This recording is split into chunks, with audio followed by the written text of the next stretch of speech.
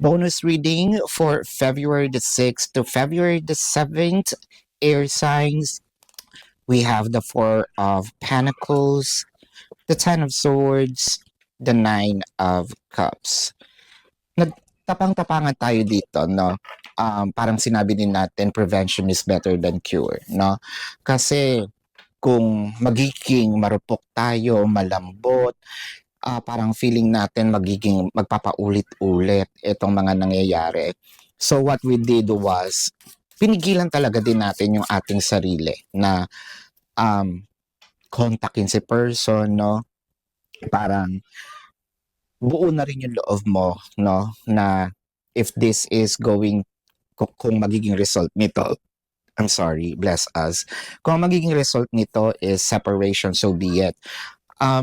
Pero kung magkakaroon ng pagkakaayos, that is much better. Kasi with the Nine of Cups, parang first time mo yata itong ginawa that you stand up, no, for yourself, and nakita natin at makikita natin ang magandang resulta because your person parang, na-shaken siya na, uy, sandali, this is new. At parang seryoso siya sa gagawin niya. And I think that your person do not want to have separation with you.